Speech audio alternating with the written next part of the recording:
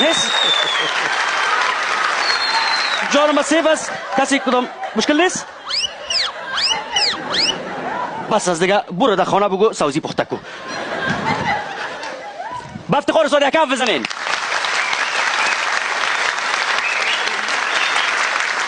استاد خیلی تشکر از لطفتان بسیار زیاد تشکر قربان موترهای زریتون استاد یک موتر دارم قربان خانهایتون استاد و پشت سر کارتیس یک کس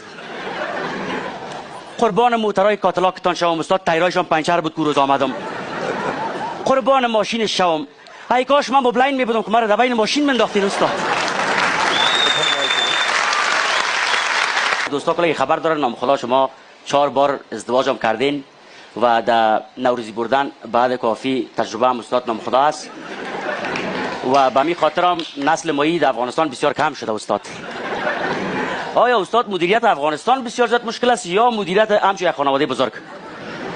هر کدام مشکلات خود داره هر کدام چیز خود داره دیگه به اندازه ای که گستردگیش طبعا مشکلات خود داره بله بله بله استاد یک سخنرانی بسیار عالی است همیشه ما میبینیم تعقیب میکنیم و یکی از خوبیا و یکی از مهربانیاتون است که در مجالس حتی سیاسی هم که باشه یگان فکاهی‌های بسیار زیاد مقبول و زیبا میگین و ای تو فکاهی‌ها هم گفتین که کلانترین مقامات خانه نشین شده استاد این فکاهی‌ها را از کجا میکنین استاد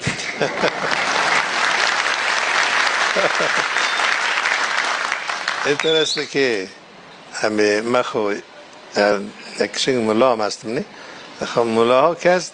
کارش نمی تمرین سخنرانی و روایت و حدیث و مثل و فکاهی است دیگه بله دیگه ما اما در اون سر درس هم که بود استادای ما یک فکاهی سر درس میگفتن دیگه باز اونم به ما عادت شده دیگه بله. در درس و سخنرانی و اینا یگان تا میای خودش بله. پیدا شده بله. استاد از یک نفر پرسان کردن که چند دانه اولاد مرا استاد اکانت بانکیتان سیف کنین فقط ببخشید استاد یک زنگ آمد میشه بله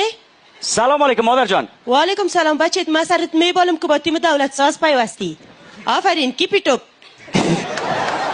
خدا در پالوش بگی شاید آینده کدام وزیر یا وکیل جورت کنه بخیر بگوش که بوید هم بیکار است بگو در اداره زنبور است چی است اگر کدام کار باشه فرق نمیکنه این لیوری هم باشه میکنم فهمیدی بچه که استاد محقق ششتیم به او خاطر دیگه پا بعد از مادر باز ما گپ میزنم من در پروگرام هستم تو دایم هم تو بیدان و بیکام بودی بده تلفن با استاد که خودم هم رش گپ بزنم بده استاد ببخشید دیگه حالا دیگه برنامه بوید شروع میشه که تاجی ساید